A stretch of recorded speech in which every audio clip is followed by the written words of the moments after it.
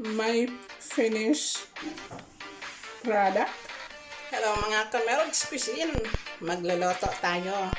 Medyo matagal na rin na hindi tayo nagkita-kita dito sa aking pagluluto. At ito na yung aking kitchen, matahimik.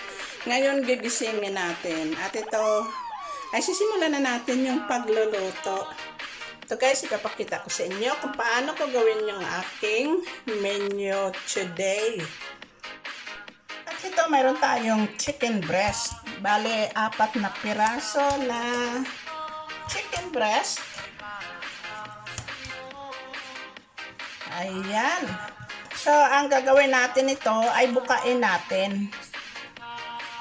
Para malagyan natin ng laman sa gitna.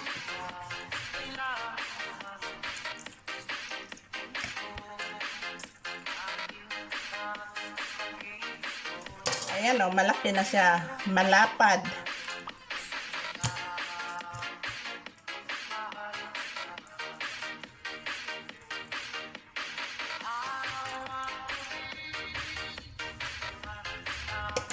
So ito, tapos na ako naghati. Ayan, malaki na siya. Ngayon, mamaya lagyan natin ng filling sa gitna at isarado. Ito, handa na yung aking baking dish. Lagyan muna natin ng kaunting olive oil. And then, 1 teaspoon of salt. A little bit of provincial herbs, garlic powder, a little bit of cumin,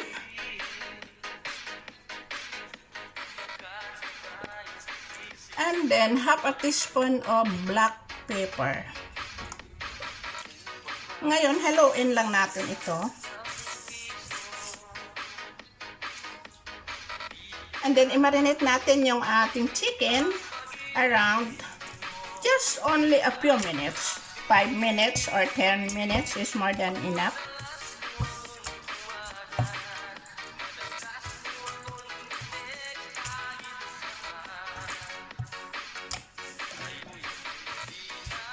So, ito, i-marinate muna natin ng 5 minutes for sure. Okay, so habang naghihintay tayo sa ating minarinate na chicken, meron ako ditong natira na mozzarella. So, hiwain muna natin ito para ito ang ating ilagay sa ating chicken. Pag niluluto kasi guys, mas masarap yung mozzarella na ilagay natin sa chicken.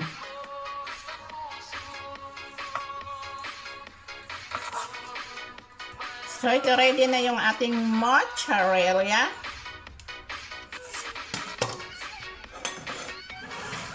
So, ito na yung ating chicken. Lagyan na natin ng filling na mozzarella.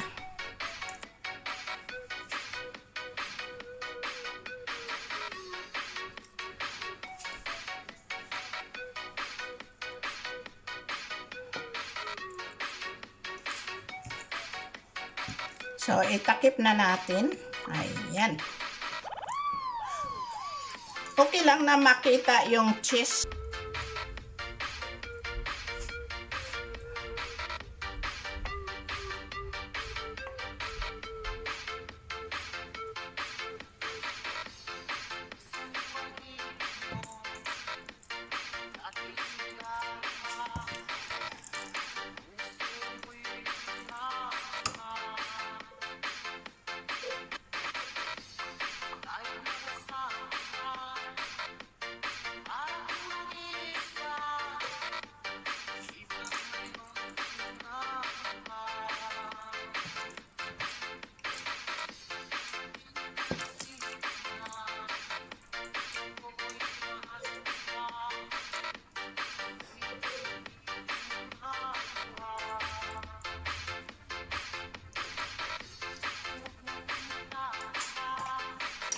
Ngayon, lagyan natin ng tomato sauce on the top.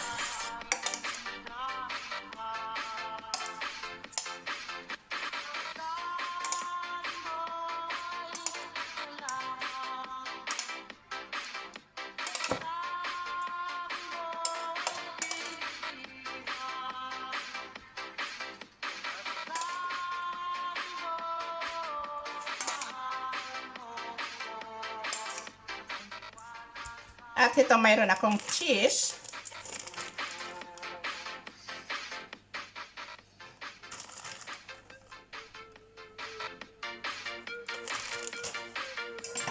Then, idagdag natin yung ating tomato sauce.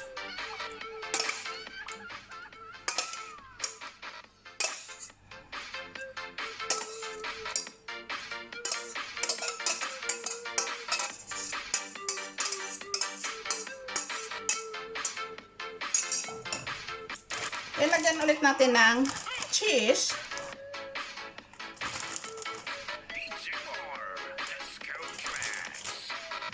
At lagyan natin ng kaunting provincial herbs para pag maluto, mabango.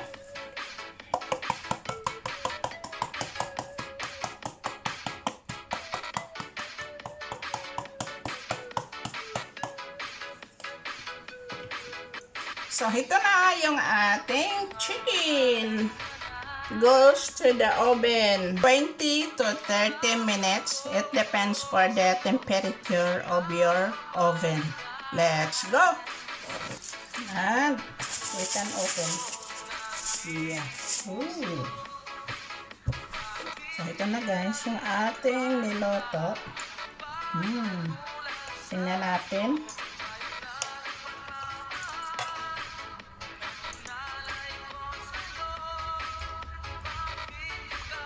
Ito na guys. Kain tayo.